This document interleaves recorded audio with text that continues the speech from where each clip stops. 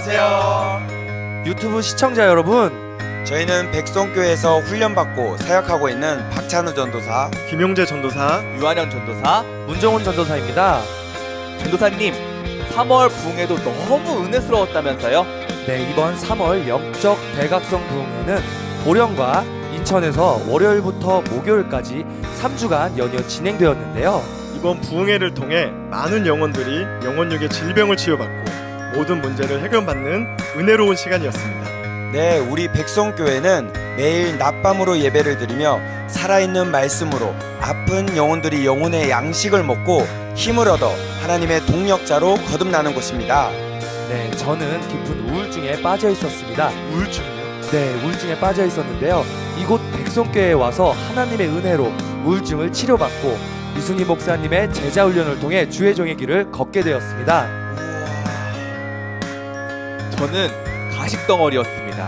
앞에서는 웃고 있었지만 뒤에서는 사람들을 판단하고 정죄하였는데, 여기 백송교회에 와서 이순희 목사님을 통해 하나님의 살아계신 말씀을 들을 때마다 가식의 옷이 하나하나 벗겨지게 되고 진리 안에 진정한 자유함을 누리게 되었습니다.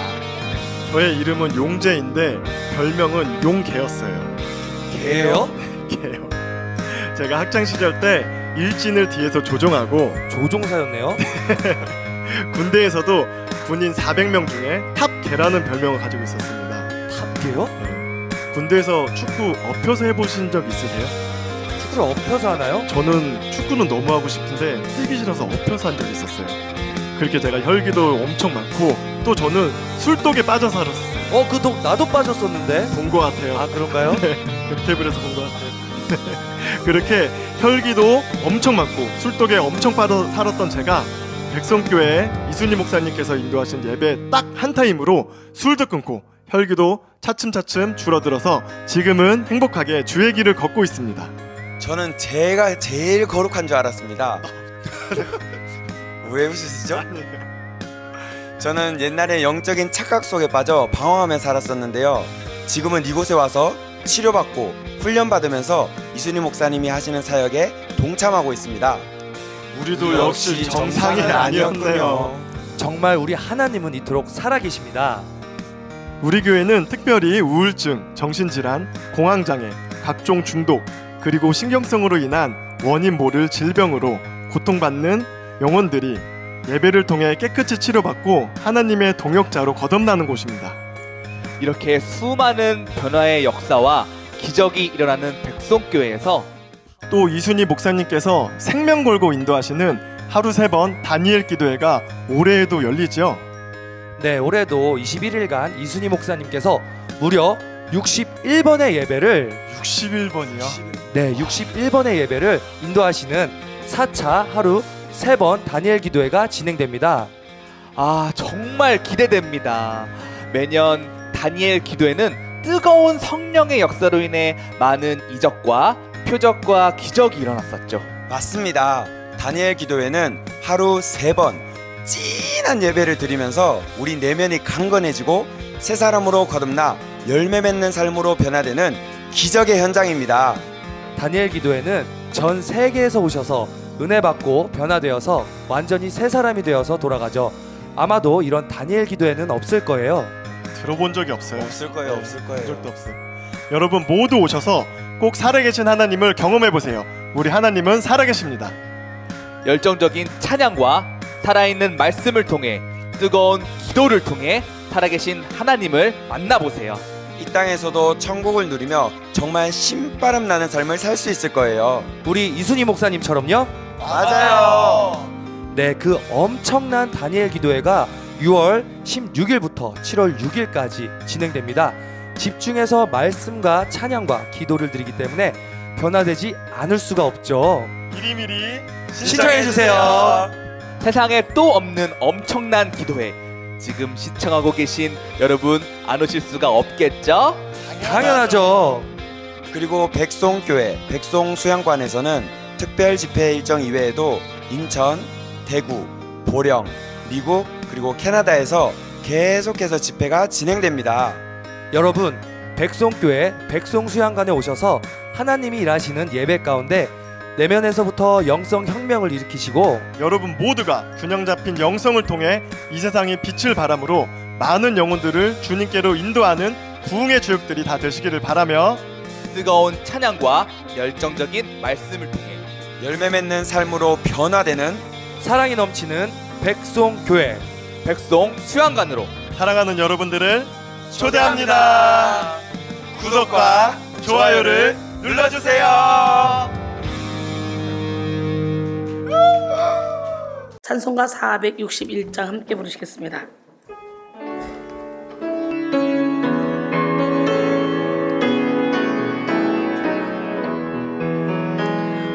십자가를 질 수 있나 주가 물어보실 때 죽기까지 따르오리 성도 대답하였다. 우리의 심령 주의 것이니 주님의 영상 만드소서.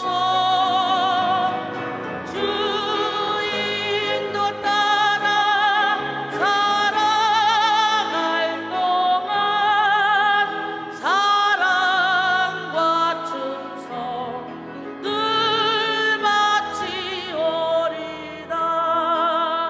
너는 기억하고 있나 구원받은 강도를 그가 회개하였을 때 낙원 허락받았다. 우리의 심령 주의 것이니 주님의 영상 만드소서. 주인도 따라 살아갈 동안 사랑과 충성 늘 바치오리라. 우리는 연약하고 부족하지만 우리 주님은 우리를 통해 놀라운 능력을 행하시기를 원하셔서 이 자리에 우리를 불러주셨습니다. 수많은 고난과 환난 가운데 있지만 결코 이 땅은 우리의 삶의 전부가 아닙니다. 하나님은 이 땅에 사는 동안 우리가 믿음을 강건하게 해서 저 천국을 맛보게 하시고 그리고 영원한 천국을 우리에게 허락하시기 위해서 우리 이 땅에 불러주신 줄 믿습니다. 인생은 누구나 할 것 없이 각 가정마다 각 개인마다 들어가 보면 다 고난과 환난이 있고 아픔이 있고 말 못할 사정들이 있습니다. 왜 나만 겪는 고난이냐고 불평하지 마시고 이 고난 가운데서도 하나님이 내게 하실 말씀이 있으시구나. 그래서 우리는 환난 중에도 즐거워야 돼요. 환난은 인내를, 인내는 연단을, 연단은 소망을 이룬다고 로마서 5장 3절로 4절 말씀하십니다. 오늘 이 시간에 종려 주일입니다. 오늘부터 이제 고난 주간이 시작되는데 우리 모두 다 이번 한 주간 정말 주님을 생각하시면서 경고망동한 모든 행동을 좀 절제하시고 이번 한 주간은 전적으로 하나님만을 바라보며 달려가는 여러분 모두가 되기를 원합니다. 요한복음 12장 12절로 19절 말씀 함께 봅니다. 그 이튿날에는 명절에 온 큰 무리가 예수께서 예루살렘으로 오신다는 것을 듣고 종려나무 가지를 가지고 맞으러 나가 외치되 호산나 찬송하리로다. 주 이름으로 오시느니 곧 이스라엘의 왕이시여 하더라. 예수는 한 어린 나귀를 보고 타시니 이는 기록된 바 시온 따라 두려워하지 말라. 보라 너희 왕이 나귀 새끼를 타고 오신다 함과 같더라. 제자들은 처음에 이 일을 깨닫지 못하였다가 예수께서 영광을 얻으신 후에야 이것이 예수께 대하여 기록된 것인가 사람들이 예수께 이같이 한 것임이 생각났더라. 나사로를 무덤에서 불러내어 죽은 자 가운데서 살리실 때에 함께 있던 무리가 증언한지라. 이에 무리가 예수를 맞으면 이 표적 행하심을 들음이로라. 바리새인들이 서로 말하되 볼저다 너희 하는 일이 쓸데없다. 보라 온 세상이 그를 따르는도다 하니 이웃집 부인은 아이에게 사과를 줬습니다. 근데 아이가 고맙다는 인사도 안 하고 사과를 벌써 받아요. 그러니까 어머니가 화가 나요. 아들 사과를 주실 때는 뭐라고 해야 되지? 그러니까 아들이 가만히 생각하다가 혼났어요 지금 엄마한테. 가만히 생각하다가 아들이 하는 말 껍질도 벗겨주세요. 요즘 애들이 그래요. 한 소녀가 학교에서 집으로 돌아와서 엄마에게 말했습니다. 엄마, 오늘은 내가 하지도 않은 일로 인해서 내가 선생님한테 혼났어. 뭐라고? 야, 그런 경우가 어딨냐, 야. 내가 아무래도 학교 찾아가서 선생님한테 얘기 좀 해야 되겠다. 따져야 되겠어. 우리 귀한 아들을 갖다가 어떻게 하지도 않은 일 가지고 야단을 쳐? 근데 아들아, 네가 하지 않은 일이 뭐야? 숙제요. 오늘은 호산나의 동상이몽을 깨뜨리자라는 제목으로 함께 말씀을 나누기 원합니다. 호산나의 뜻이 뭡니까? 오 구원하소서, 지금 구원하소서. 또한 동상이몽은 뭡니까? 한 이불 속에 남남이라는 것처럼 한 자리에 같이 자면서도 서로 다른 꿈을 꾼다는 뜻으로 겉으로는 같이 행동하면서 속으로는 각각 딴 생각을 하는 것을 비유적으로 이루는 말이 뭡니까? 동상이몽이네요. 여러분, 오늘은 고난주간의 첫날인 종려주일입니다. 약 2000년 전 오늘 예수님은 작은 나귀를 타시고 예루살렘 성에 입성하셨습니다.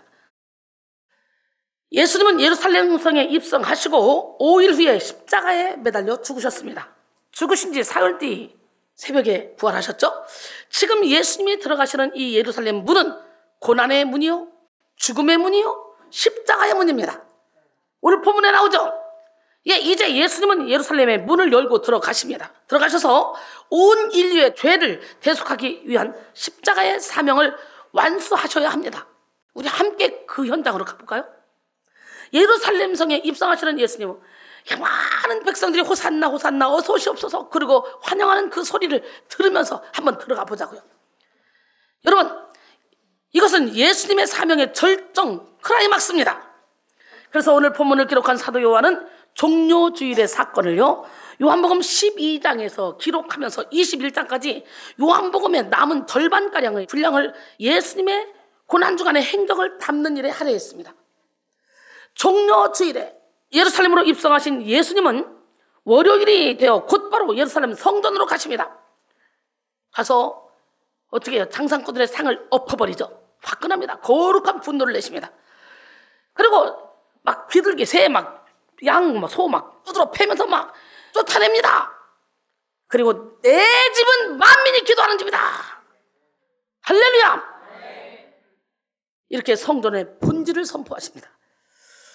화요일에는 종교 지도자들과 논쟁하시고 예루살렘의 멸망에 대해서도 이렇게 경고하십니다. 가룟유다는 이 화요일날 예수님을 은30냥의 팔기로 작정했어요. 수요일에는 본격적으로 예수님을 죽이기 위한 음모가 꾸며집니다. 그리고 목요일은 예수님이 제자들과 최후의 식사를 하면서 성만찬을 제정하셨고 고별 설교와 중보 기도를 하셨습니다. 금요일은 예수님이 잡히셔서 공회 앞에 서고 빌라도의 신문을 받은 후에 십자가에 달려 죽으셨습니다. 토요일은 안식일로 로마 병정들이 예수님의 무덤을 지켰고 그 다음 날인 주일 새벽에 예수님은 모든 사망 권세를 이기시고 부활하셨습니다. 예수님은 고난주간 동안에 자신의 생명을 대속물로 주어서 온 인류를 죄와 사망에서 구원하셨습니다. 무덤에 머물러 예수 내 구주, 우리 함께 찬양하면서 기적의 하나님, 능력의 하나님, 살아계신 하나님의 그 부활이 우리의 부활이 되기 위해서 이번 한 주간에 그 주님의 고난주간을 기억하며 함께 그 고난에 동참하고 우리의 이론을, 우리의 생각을, 모든 것을 다 십자가에 못 박길 원합니다.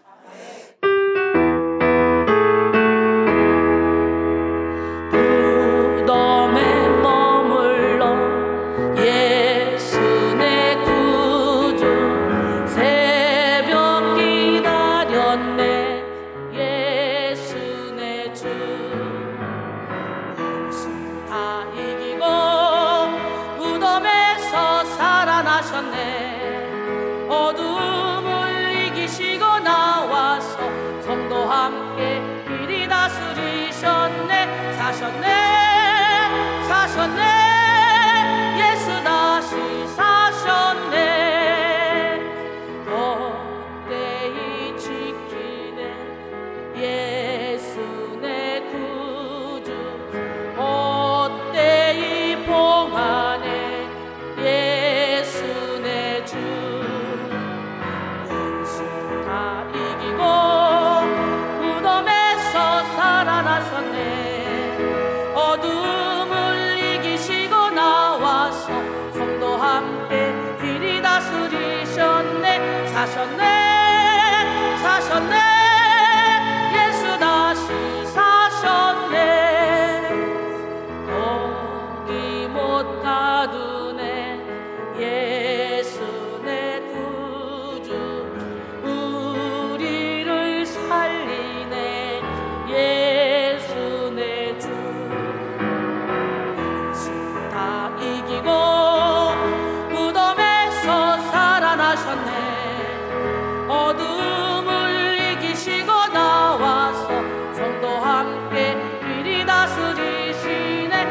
사셨네 사셨네 예수 다시 사셨네. 아멘. 예수님은 고난 주간 동안 자신의 생명을 대속물로 주어서 온 인류의 죄와 사망을 이기시고 구원하셨습니다.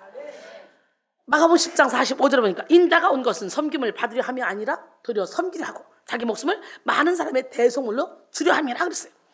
예수님의 전생에는 십자가를 위한 집중의 시간이었습니다. 십자가에는 바로 저와 여러분을 구원하기 위한 예수님의 열정이 담겨 있습니다. 그리고 하나님의 계획이 담겨 있습니다. 십자가에는 우리의 모든 죄를 이기는 승리, 우리의 모든 질병을 치료하는 능력, 우리의 모든 막힌 담을 허무는 평화가 있습니다. 또한 십자가는 하나님과 우리의 사이를 끈끈하게 연결하는 능력이 있고요. 그리고 이웃과 화평을 누리게 하는 그런 능력이 있습니다. 십자가가 하나님 사랑, 이웃 사랑, 그래서 십자가인 거예요. 사무엘 레더포드는 그리스도께서 달리신 십자가는 세로로는 하늘과 땅이 화목하게 되었음을 의미하고, 가로로는 과거와 미래의 모든 인류가 차별 없이 구원을 받았음을 의미한다. 이것이 바로 예수 그리스도의 십자가다라고 말했습니다. 이 시간 여러분 모두에게 십자가의 신비를 볼 수 있는 영의 눈이 활짝 열리기를 원합니다. 365일 날마다 설교를 하고 날마다 예배를 드리는데도 저는 예배를 드릴 때마다, 찬양을 부를 때마다 그 감격에, 감동에, 기쁨의 눈물, 감사의 눈물이 그냥 저절로 나와요. 기름 부음이 항상 임해요. 오늘 한 번의 예배를 통해서도 살아계신 하나님을 만나보세요. 기독교는 체험의 종교입니다. 이사야 53장 5절, 그가 찔림은 우리의 허물 때문이요, 그가 상함은 우리의 죄악 때문이요, 그가 징계를 받음으로 우리는 평안을 누리고 그가 채찍에 맞음으로 우리는 나음을 받았도다.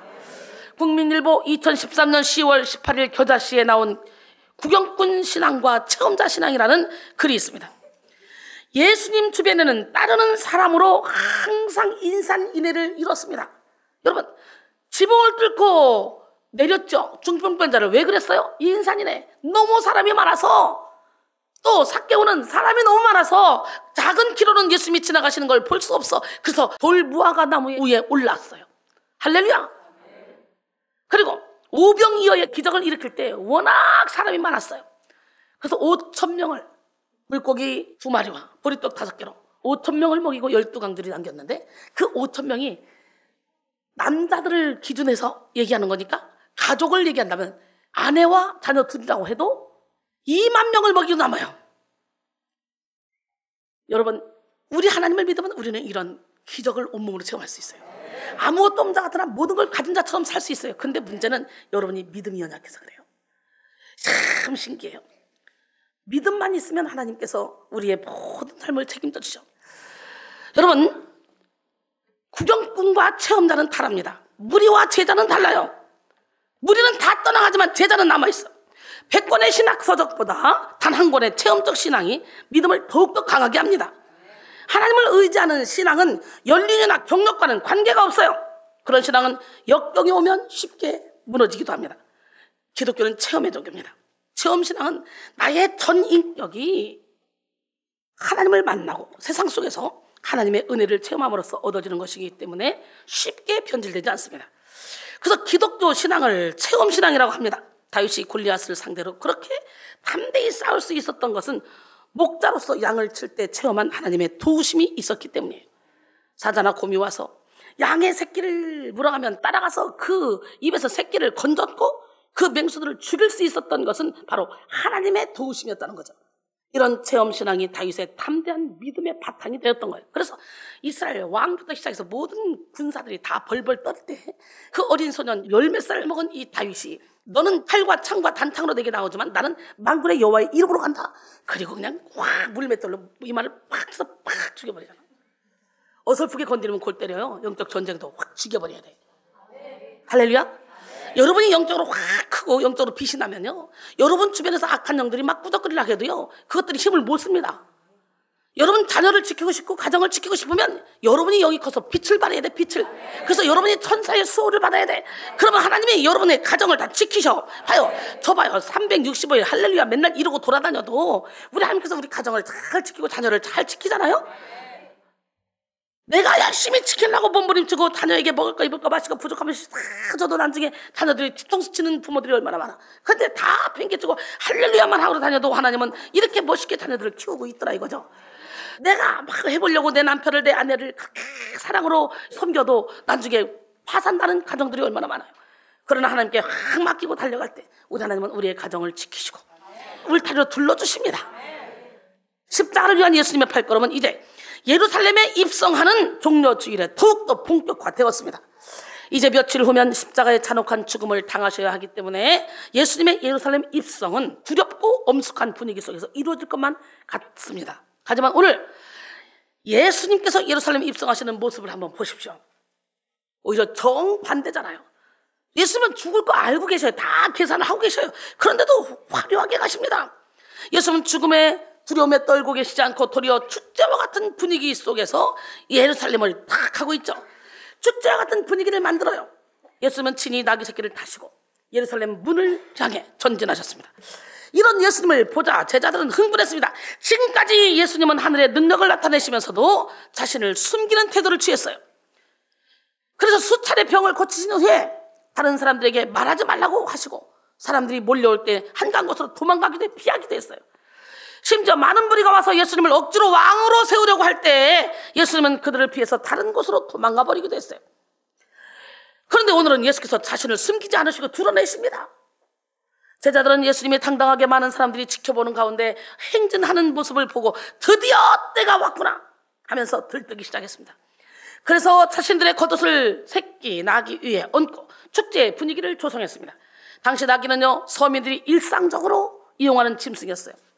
예수님이 꽃가마를 타고 오시는 것이 아니라 나귀를 타고 들어오셨기 때문에 더욱 친근감을 느끼며 예수님은 우리 같은 사람들의 편이시구나 하고 좋아했을 것입니다. 그래서 더욱더 열심히 열렬히 환영했습니다.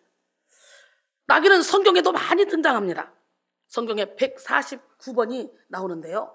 나귀는 좋게 쓰이는 경우보다 좋지 않게 쓰이는 경우가 더 많습니다. 대부분 나귀는 사나운 동물로 묘사되어 있어요. 그런데 예수님은 귀하지 않은 나귀를 이렇게 귀한 일에 사용하셨어. 어떤 거든지 봐요. 십자가는 사형 틀이야. 그러나 예수님이 사용했던 그것이 생명의 틀이야. 아멘. 그래서 우리는 그 십자가를 둬야 되는 거예요. 우리 예수님은 약 일주일 정도밖에 남지 않은 죽음 앞에서도 아주 평안하셨습니다. 이에 드럼몬드는 그리스도의 생애에는 곁에서 보면 격동과 파고를 치른 인생이었으나 안의 세계는 수정바다와 평온의 극치였다고 말했어요. 오늘 여러분 아무리 겉에서는 풍랑이 일어난 것 같아도 내 안이 예수를 주인으로 모시면 여기서는 깊은 바다처럼 평안을 누릴 수가 있는데 예수님이 그렇다는 거예요.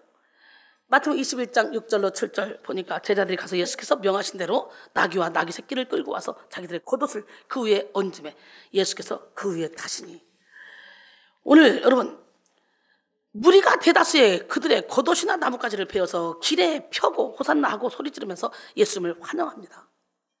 마태복음 21장 8절로 9절 무리의 대다수는 그들의 겉옷을 펴고 다른 이들은 나뭇가지를 베어 길에 펴고 앞에서 가고 뒤에서 따르는 무리가 소리를 높여 이르되 호산나 다윗의 자손이여 찬송하려다 주의 이름으로 오시는 이여 가장 높은 곳에서 호산나 하더라. 호산나가 뭐라 했어요? 지금 구원하소서 곧 구원하소서 오 구원하소서 할렐루야. 당시 예루살렘에는 유월절을 맞아 찾아온 큰 무리가 있었습니다. 학자들에 따르면 예루살렘 당시에 예루살렘의 인구를 적게는 2만 명 정도에서 많게는 10만 명 정도까지 추정하는데 이 고대의 역사학자였던 요세푸스에 따르면 6월절 기간이 되면 각지에서 몰려온 사람들로 인해서 예루살렘 인구가 거의 300만 명에 이른다고 기술하기도 했습니다. 그러나 지금 예루살렘 주변에는 엄청나게 많은 이 인파들이 몰려 있는데요. 그 많은 사람들은 예루살렘으로 입성하는 예수님을 향해서 뭐라고 했어요? 종려나무 가지를 흔들며 호산나 호산나라고 외쳤습니다. 그들은 예수님을 왕으로 구두로 여기며 열렬하게 환영하면서 자신들의 옷을 벗어서 길에 깔았습니다. 그야말로 시끌벅적한 축제의 현장이었습니다. 그런 모습을 지켜보던 바리새인들은 예수님께 뭐라고 말하냐면 제자들을 책망하라고 하면서 불평했어요. 사실 그들은 예루살렘에 모인 많은 무리가 예수님을 환호하는 것을 보고 시기 질투가 났습니다. 그래서 온 세상이 예수님을 따른다고 생각해서요, 위기의식을 느꼈던 거예요. 오늘 보면 요한복음 12장 9절이죠. 바리새인들이 서로 말하되 볼지어다 너희 하는 일이 쓸데없다. 보라, 온 세상이 그를 따르는도다 하니라. 백성들의 인심이 예수님께 쏠리는 것을 보고 바리새인들 사이에서 터져나온 탄식입니다. 이는 그들의 절망과 무력감을 잘 나타냅니다. 특히 온 세상이 그를 따르는도다 해서 온 세상은 헬라어 코스모스로 세상이나 우주를 가리킵니다. 그리고 사람이 고토하는 당을 가리킵니다. 이처럼 포괄적인 의미를 지닌 코스모스란 단어까지 사용하면서 예루살렘을 쫓는 무리의 규모가 상당했음을 우리에게 알게 해줍니다. 예수님이 큰 인기를 얻는 일에 화가 난 이 바리새인들은요, 예수님에게 제자들이 무리를 선동해서 시끄럽게 만드니까 빨리 꾸짖으라고 얘기하는 거예요. 하지만 예수님은 저들이 외치는 것은 합당한 일이다 라고 말씀하십니다. 할렐루야. 누가복음 19장 39절로 40절 보니까 무리 중 어떤 바리새인이 말하되 선생이여 당신들의 제자들을 책망하소서 사건을 대답하여 이르시되 내가 너희에게 말하느니 만일 이 사람들이 침묵하면 돌들이 소리를 지르리라 하시니라. 할렐루야. 예수님이 자신의 예루살렘 입성에 기뻐하며 즐거워하는 그런 제자들과 군중들의 그런 모습을 옳게 여기신 이유가 뭡니까? 첫 번째는 구약의 선지자가 예언했던 말씀이 성취되었기 때문입니다. 스가랴 9장 9절에 시온에 따라 크게 기뻐할지어다 예루살렘에 따라 즐거이 부를지어다 보라 내 왕이 되게 임하시나니 그는 공의로우시며 구원을 베푸시며 겸손하여서 나귀를 타시나니 나귀의 작은 것 곧 나귀 새끼니라 그랬어요. 예수님은 구약의 선지자들이 예언한 말씀을 1.1획도 빠짐없이 완벽하게 성취해 내셨습니다.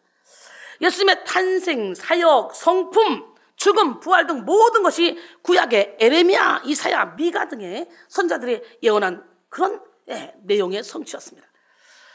오늘 종려주일에 일어난 축제의 행진도 언약의 성취였습니다.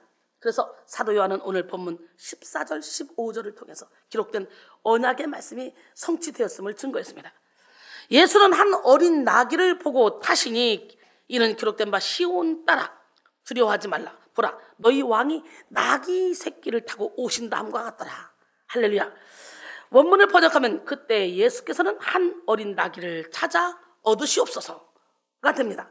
이는 예수님께서 한 어린 나귀를 우연히 길에서 만난 것이 아니라 찾아서 얻으신 거예요. 예수님은 나귀가 어디에 준비되어 있는지 찾아내셨고 제자들을 보내서 가져오게 하셨습니다. 그것은 임자가 있는 나귀였습니다. 그러나 주인은 예수님을 위해서 준비된 그것을 선뜻 내줬어요. 한 어린 나귀는 나귀 새끼를 가리키는데 특히 새끼에 해당하는 폴로스는 나귀가 새끼일 뿐만 아니라 지극히 보잘것없음을 강조한 것입니다. 예수님이 이런 보잘것없는 나귀를 타셨다는 것에 의미가 있어요. 이는 예수님은 유대인들이 꿈꾸는 정치적 메시아가 아니라 나귀를 타시는 평화의 왕이시며 가장 겸손한 모습으로 오셨다는 것을 보여주신 것입니다. 시온의 딸들인 예루살렘 사람들이 메시아의 신 예수 그리스도를 보면서 기뻐하는 것은 합당한 일이었습니다. 예수님이 당신의 예루살렘 입성에 기뻐하며 즐거워하는 제자들과 군중들의 모습을 옳게 여기신 이유 두 번째는 십자가를 통해 마귀의 일을 멸하고 온 인류의 죄를 대속할 순간이 임박했기 때문입니다. 예수님은 죄가 관영한 세상 속에 마귀의 종살이를 하고 있는 인류를 구원하기 위해서 이 땅에 오셨습니다. 그리고 예수님은 마귀가 감히 흉내낼 수 없는 이 십자가의 고난을 통해 마귀의 일을 멸하시고 온 인류의 죄를 대속하셨습니다. 요한일서 3장 8절 죄를 짓는 마귀에 속하는 마귀는 처음부터 범죄합니다. 하나님의 아들이 나타나신 것은 마귀의 일을 멸하라 하심이라 했어요. 그러므로 많은 사람들이 예수를 향해서 호산나라고 외치며 종려나무 가지를 흔든 것은 예수님의 오심의 목적을 명확하게 드러내는 사건입니다. 종려나무는 그리스도의 승리와 악마를 대적하는 상징물로서 축복의 나무로 알려져 있습니다. 또한 승리를 상징하기도 합니다. 부채살 같은 그 모양은 찬란한 영광을 상징하기도 합니다. 오늘 본문 13절 종려나무 가지를 가지고 맞으러 나가 외치되 호산나 찬송하리로다. 주의 이름으로 오시는 이 곧 이스라엘 왕이시여 하더라. 종려나무는 구약의 전통으로 봤을 때 의인이나 이스라엘의 통치자를 상징합니다. 그들이 빈손으로 가지 않고 예수에 대한 그들의 신앙과 경의를 담고 있는 이 종려나무를 가지고 나갔다는 것에 의미가 있죠. 특히 맞으러 나가의 이 표현 속에서 백성들이 흥분돼서 서두르고 있는 것을 우리가 볼 수가 있는데요. 죽은 사람을 살리시는 위대한 예수님을 만나기 위해서 그들은 서둘러 들어오실 길갈로 나갔을 것입니다. 그리고 그들은 호산나라고 외쳤는데요. 외치대로 번역된 이 카이 에쿠라오 가전을 직역하면 그리고 그들이 크게 소리 지르기 시작했다 이거입니다. 이 장면은 오늘날 인기 있는 연예인이나 유명인들을 향해 수많은 대중이 열광적으로 환영하는 것과 유사합니다. 오늘 우리도 예수님을 향해 호산나라고 외쳐야 돼요. 호산나는 뭐라 그랬죠? 구원하소서. 히브리어에서 유래한 말이며 기쁨과 승리를 표현하는 환호성, 이 환호성을 포함한 말이에요. 오늘 우리는 힘차게 호산나를 외치며 찬양했죠. 힘차게 호산나를 외치며 예수 그리스도의 구세주 되심을 증거하며 십자가의 치료와 회복, 구원의 능력을 나타내야만 합니다. 특별히 지금 우리가 살고 있는 이 시대는 예수 그리스도를 향한 호산나의 외침이 더욱더 절실한 때입니다. 세계적으로 전쟁과 테러, 자연재해와 질병의 문제가 나날이 극심해지고 있습니다. 정치, 경제, 문화, 예술, 교육 전반이 병들어서 썩어져 가고 있습니다. 죄악이 관영한 세상 속에 살아가는 사람들은 우울증, 공황장애, 불안장애 등등 정신질환에 시달리며 자살을 시도하는 사람도 많고 자살로 삶을 포기하는 경우도 많이 있습니다. 특히 요즘은 마약에 빠진 사람들도 너무 많은데요. 유명, 연예인, 경제인 이 사람들이 마약의 혐의로 무리를 빚고 있는 그런 기사가 참 많이 나오죠. 캐나다의 경우는요, 2016년부터 2018년까지 3년간 마약 관련 사망자가 1만 명이 넘는다 그래요. 우리는 이런 험한 세상 속에서 더욱 예수 그리스도를 향해 호산나를 외쳐야 됩니다. 세상 사람들이 돈을 향해 호산나를 부르고 지식과 인기, 명예를 향해 호산나를 외칠 때 우리는 오직 예수 그리스도의 복음 앞에서 호산나를 불러야 됩니다. 인생의 모든 문제를 해결하고 최후 승리를 누리게 하실 분, 죽음의 한계를 초월하고 영생을 누리게 하실 분, 그분은 오직 예수 그리스도밖에 없습니다. 사도행전 4장 12절에 다른 이로서는 구원을 받을 수 없나니 천하 사람 중에 구원받을 만한 다른 이름을 우리에게 주신 일이 없다는 거예요. 할렐루야. 예수님은 온 인류를 위한 절대적인 진리요 유일한 길이요 영원한 생명입니다. 그런데 영의 눈이 열리지 않은 사람들은요, 예수님을 보면서도 깨달을 수가 없어요. 영의 귀가 열리지 않은 사람들은요, 예수님의 말씀을 들으면서도 진리를 알 수가 없어요. 육의 생각, 육의 마음, 육의 욕심으로 가득한 사람에게는 예수 그리스도의 십자가가 그저 미련하게 보일 뿐이야. 고린도서 1장 18절에 보니까 십자가의 도가 멸망한 자들은 미련한 것이요 구원을 받는 우리에게는 하나님의 능력이라 그랬어요. 토마스 아킨피스는 모든 일은 십자가에서 해결된다. 매일 십자가에 죽지 않고는 생명과 평화를 얻을 다른 수단은 없다 그랬어요. 그러니까 우리는 매일매일 십자가 앞에서 우리의 이론을 내려놓고 십자가에 못 박아야지 참된 평안과 기쁨을 얻을 수가 있는 거예요. 오늘 본문 속의 호산나는 동상이몽의 호산나였습니다. 동상이몽이 뭐라 했죠? 같은 침실에서 잠을 자도 꿈을 달리 꾼다는 거예요. 생각이 다르다는 거예요. 이거의 사자성어입니다. 이 말은 같은 처지에 있는 사람도 속생각은 서로 다를 수가 있다는 그런 뜻을 담고 있는데요. 예수님과 제자들, 무리들은 같은 공간과 같은 시간 속에 있었지만 서로 생각이 달랐어요. 예수님의 호산나는 영혼을 구원할 호산나, 악을 이기는 선의 호산나, 비진리를 무너뜨리는 진리의 호산나였습니다. 그러나 제자들과 무리들의 호산나는 육적인 호산나였어요. 제자들은 예수님을 정치적인 메시아, 경제적인 메시아로 생각했습니다. 무리들도 마찬가지예요. 제자들은 예수님을 경제적인 메시아, 정치적인 메시아로 생각하고 이제 예수님을 통해 한 자리 차지하려고 거기에 신경을 썼어요. 여러분, 그들은 모두 예수님을 대단한 능력과 신비한 힘으로 로마의 손아귀에서 나라를 되찾고 살만한 세상으로 만들어줄 구원자라고 생각했던 거예요. 그래가지고 우리가 당신께 구하오니 우리를 구원하소서라는 뜻의 호산나, 이 호산나를 자꾸 부르는 거예요. 예수님께. 지금 수많은 무리들이 예수님을 맞이하면 예수님이 죽은 나사로를 살린 표적을 들었기 때문에 그래요. 오늘 본문 17절로 18절 보니까 나사로를 무덤에서 불러내어 죽은 자 가운데 살리실 때에 함께 있던 무리가 증언하니라. 이에 무리가 예수를 맞으면 이 표적 행하심을 들었습니다. 무리와 제자들은 표적과 기적만을 추구했습니다. 그들은 표적과 기적보다 더 중요한 예수 그리스도의 진리를 보지 못했어요. 그래서 예수님의 제자들을 향해 수차례 자신이 십자가에 못 박혀 죽으시고 부활하셔서 미리 갈릴리로 갈 거다 예고하셨지만요, 깨닫지 못합니다. 십자가의 도를 깨닫지 못한 제자들은 언제나 예수님과 초점이 맞지 않았어요. 예수님은 영으로 말씀하셨는데 그들은 육으로 들었고, 예수님은 낮아지라 말씀하시는데 그들은 높아지기를 원했습니다. 제자들은 언제나 자기들이 듣고 싶은 말만 들었어요. 그래서 지금 예루살렘으로 입성하시는 그런 예수님이 죽음의 문을 열고 극한 고난과 순환을 직면하고 계시다는 그 사실을 그 누구도 짐작하지 못했습니다. 주님은 몇 번씩이나 얘기했어요, 제자들 데리고. 그저 그들은 죽은 나사로를 살린 예수님, 모든 병을 고치신 예수님이 자신들의 현세적 문제를 해결하고 자신들에게 높은 지위, 많은 물질, 상당한 권력을 주리라 기대했던 것입니다. 무리들도 제자들과 같은 마음으로 예수님을 향해 소리 질렀습니다. 그들은 예수님이 전하시는 복음에는 관심이 없었어요. 그저 예수님이 주시는 떡, 예수께서 일으키시는 기적에만 흥미가 있었어요. 예수님은 그런 그들의 영적 무지를 바라보시며 안타까워했습니다. 그래서 예수님은 새끼 나귀를 타고 예루살렘을 향해 가시다가 예루살렘에 가까이 오자 눈물을 흘리셨어요.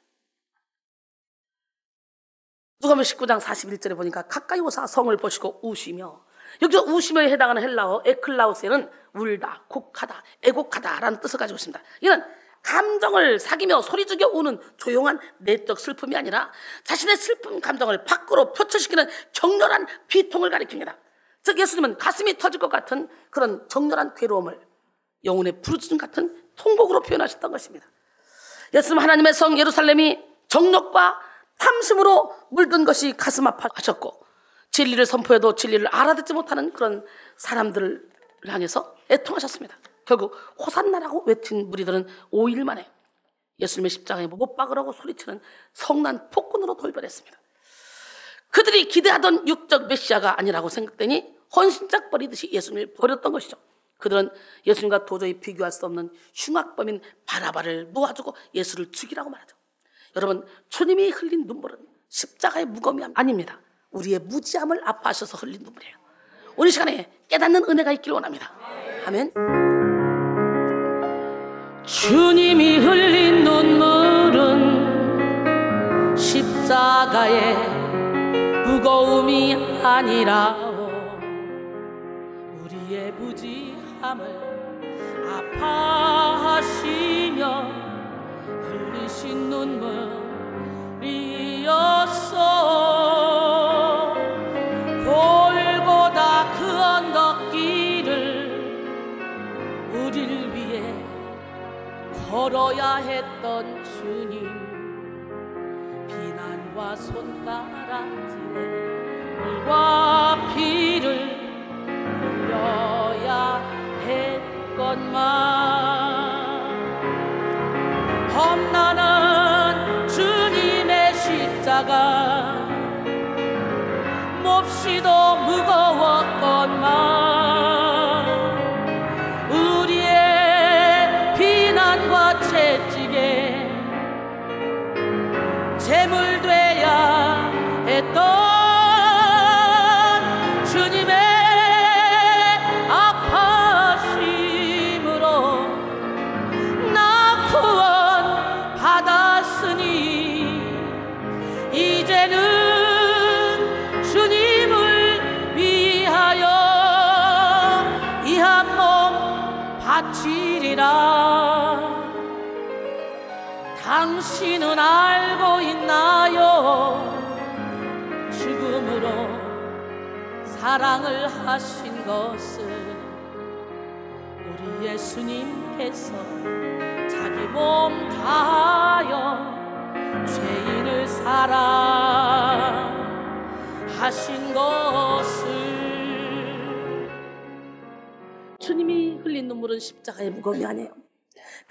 그렇게 말을 해도 못 깨닫는 제자들을 바라보며 아파하시는 눈물이에요. 여러분, 우리도 예수를 믿으면 범사가 잘 돼야 돼, 형통해야 돼 라고 생각하며 눈의 것만 쫓아가고 눈의 것 보이는 것이 안 되면 화나고 하나님을 원망하고 불평하고 있지는 않습니까? 그것이 아니라 진짜 나는 내 속사람이요, 하나님은 내 속사람이 강건하여 저 영원한 세계를 누리기를 원하십니다. 예수님의 제자들도 마찬가지였어요. 이 잘못된 동상이모, 그들도 죽음의 위기 앞에서 하나같이 예수님을 배반하고 도망갔습니다. 사랑하는 성도 여러분, 오늘 우리는 영혼을 두고 예수님과 초점을 맞춰야 돼요. 우리는 예수님과 같은 마음, 같은 뜻, 같은 생각을 가지고 예수님이 걸어가신 발자취를 걸어가야 됩니다. 바로 지금 우리는 영적 무지를 벗어야 돼요. 호산나의 동상이몽을 깨뜨려야 돼요. 할렐루야! 히틀러와 그의 정권이 독일을 통치하고 세계 제2차 대전을 일으킬 때 독일 교회는 영적 부분별에 빠져 있었습니다. 히틀러는 권좌에 오르자마자 독실한 그리스도인 것처럼 위장했습니다. 그는 독일 기독교의 전통적인 토대를 존중한다고 말하면서 자기 정권은 기독교를 도덕성의 기초를 삼아서 올바르게 정치하겠다고 약속했습니다. 그렇게 함으로써 그는 독일 교회와 국민들에게 자신이 하나님 앞에 아주 거룩하고 겸손한 자로 부각을 시켰어요. 히틀러의 가면에 속은 이 독일 교회는 히틀러가 자신들과 같은 생각을 하고 있다고 철석같이 믿었습니다. 그래서 나치 정권에 협조만 하면 국내 선교도 원활할 것이다. 그리고 여러 가지 프로그램도 제공받아 교회가 부흥할 것이라는 이 히틀러의 감언이설에 넘어갔습니다. 그래서 히틀러의 정책에 무관심했고 적극적으로 대응하지 못했습니다. 히틀러가 본색을 드러내고 기독교를 박해할 때는 교회가 이미 힘을 잃어버렸고 속수무책으로 당할 수밖에 없고 말았습니다. 예수님의 제자가 되겠다고 하면서도 육신의 정욕, 안목의 정욕, 이생의 자랑을 구하면 마귀의 미혹에 넘어갈 수밖에 없습니다. 우리는 모든 욕심을 버리고 예수님이 가신 길을 가야 됩니다. 진리를 거스르는 세상에서 세상의 흐름에 따라 살지 않고 진리신 하나님의 말씀 따라 순종하며 살기로 작정해야 됩니다. 이를 위해 우리는 치열한 영적 전투를 치러야 돼요. 세상을 향해 달려나가는 자기 자신과 맞서 싸우고 불의에 맞서 싸우며 어둠의 세력들과 상대해서 싸워야 됩니다. 제자들은요, 예수님이 부활 승천하신 후에 성령을 받고 호산나의 동상이몽을 다 깨뜨렸습니다. 제자들은 진리의 성령을 받은 후에 십자가의 도를 깨닫게 되었고 예수님이 행하신 모든 말과 행동의 의미를 알게 됐습니다. 오늘 여러분들도 진리의 성령을 받으시고 잘못된 동상이몽을 다 깨뜨려야 돼. 오늘 이 시간 여러분 모두가 호산나의 동상이몽을 깨뜨리고 예수님과 같은 마음, 같은 뜻, 같은 생각으로 하늘을 주님께로 인도하는 축복의 통로가 되기를 원합니다. 오늘 본문 요한복음 12장 16절에 제자들은 처음에 이 일을 깨닫지 못하였다가 예수께서 영광을 얻으신 후에야 이것이 예수께 대하여 기록된 것인가 사람들이 예수께 이같이 한 것임이 생각났더라. 자기를 부인함으로 호산나의 동상이몽을 깨뜨립시다. 할렐루야. 알랭은 자기 자신을 발견하라. 자기 자신을 누구보다도 잘 알고 있으면서도 실제로 잘 파악하지 못하고 있다. 자신을 잘 파악한 사람이 진정한 자신을 발견한 사람이다 라고 말했습니다. 우리는 말씀의 거울에 비추어 자신을 볼 줄 알아야 돼요. 우리의 최대 원수는 바로 나 자신입니다. 나만 깨뜨리면 돼요. 우리 속에 자리 잡고 버젓이 활동하고 있는 이 이기심이라는 자아는 나를 섬기고 나를 기쁘게 하고 나를 위해 살아가라고 충동질 맞게 됩니다. 자기 사랑으로 자기의 요욕을 추구하는데 목숨을 걸게 합니다. 자아는 모든 사람이 섬기는 우상입니다. 자아는 예수 그리스도의 통치에 도전하고 저항합니다. 그러므로 자아를 부인하지 않을 때 우리는 아무리 말씀을 많이 듣고 아무리 많은 예배를 드려도 동상이몽의 호산나를 외치게 됩니다. 우리는 자기를 내려놓은 만큼 하나님의 뜻을 알 수 있고 자기를 부인하는 만큼 진리의 사랑을 받게 됩니다. 자신을 부인하지 않는 사람은요, 신앙생활을 온전하게 하고 있다고 할 수가 없어요.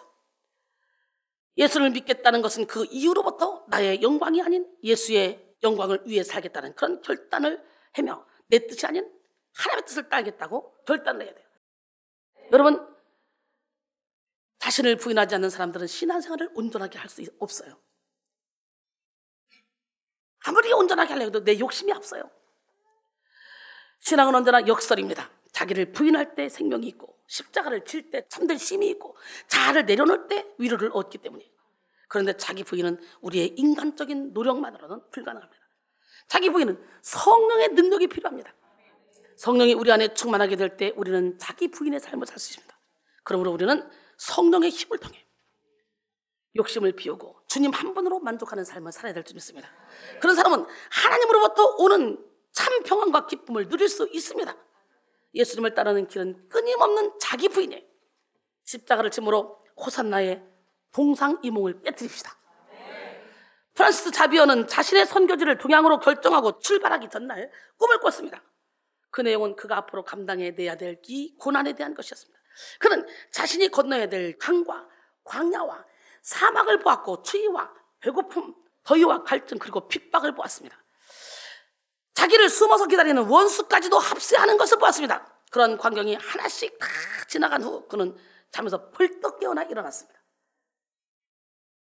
그리고 앉았습니다. 그리고 그는 오 주님, 어떤 어려움이 있더라도 오히려 나는 주님을 위해 기꺼이 견디겠나이다 라고 소리쳤어요. 사도 바울이 그랬잖아요. 사도행전 20장 23절 24절 오직 성령이 각성해서 내게 증언하여 결박과 환난이 나를 기다린다 하시나 내가 달려갈 길과 주 예수께 받은 사명 곧 하나님의 은혜의 복음을 증언하는 일을 마치려 하면은 나의 생명조차 조금 더 귀한 것으로 여기지 아니하노라. 토마스 아켄피스가 쓴 그리스도를 본바다를 보면 그리스도인은 십자가에서 도망칠 수 없다. 십자가를 피한다면 그 사람은 이미 그리스도를 따른 자가 아니다. 그리스도인은 밖으로 도망쳐도 거기에 십자가가 있고 안으로 숨어도 거기에 십자가가 있음을 알게 될 것이다. 위로 올라가도 십자가가 기다리고 있고 밑으로 파고 들어가도 십자가가 있을 것이다 라는 말이 나옵니다. 그리스도인들에게는요 각자가 피할 수 없는 이 십자가가 있다는 의미예요. 십자가를 싫어하는 사람들은 언제까지나 호산나의 동상이몽에 머무르게 됩니다. 그러므로 우리는 예수님이 지신 십자가를 본받아 자기 십자가를 져야 됩니다. 그럴 때 진리를 보는 눈이 열리고 예수님과 같은 뜻을 품을 수 있습니다. 대부분의 사람들은요 십자가를 생각할 때 무거운 것, 피하고 싶은 것, 힘든 것이라고 생각하기 쉽죠. 그 이면에는 하나님의 어마어마한 축복이 있다는 걸 몰라. 능력과 지혜가 있다는 걸 몰라. 여러분, 그러므로 우리에게 주어진 십자가를 질 때 우리는 하나님 안에 있는 모든 축복을 누리며 하나님과 하나가 될 수 있습니다. 결론적으로 호산나의 동상이몽을 깨뜨리자 라는 제목으로 함께 은혜를 나눴는데요, 예수님은 우리의 모든 죄와 허물을 사하시고 영원한 생명을 주시기 위해서 십자가를 지셨습니다. 우리는 우리를 구원하시고 천국을 열어주신 예수 그리스도를 호산나로 기뻐하며 찬양해야 돼요. 그러나 자아에서 나온 육신의 정욕, 안목의 정욕, 이생의 자랑을 버리지 못할 때 우리의 호산나는 동상이몽의 호산나가 된다는 거지. 동상이몽의 호산나는 예수님의 진리와 생명과는 전혀 관계없는 그런 삶을 살게 합니다.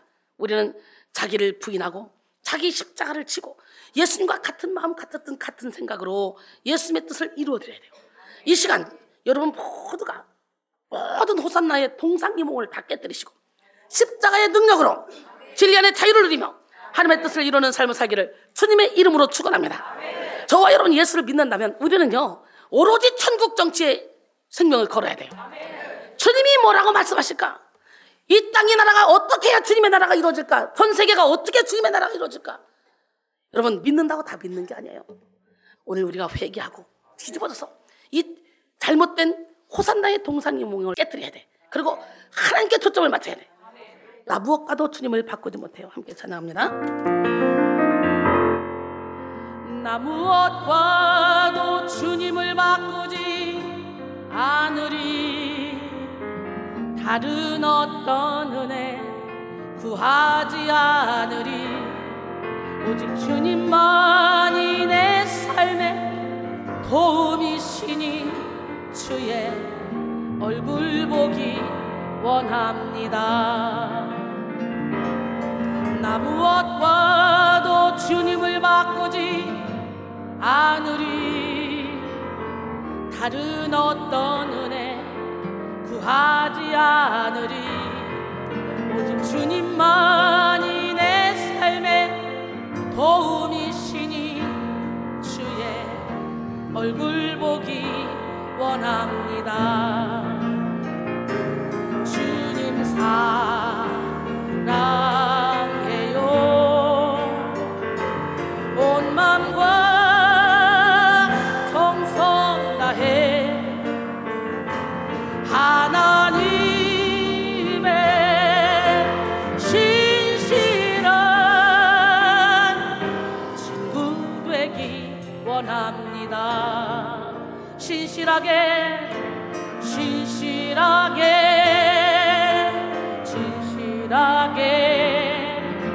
거룩하게 살게 하소서.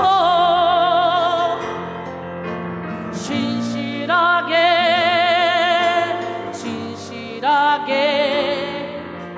거룩하게 알게 하소서. 하나님 나의 마음 하나님 나의 마음 만져주소서. 하나님 나의 영혼 새롭게 하소서.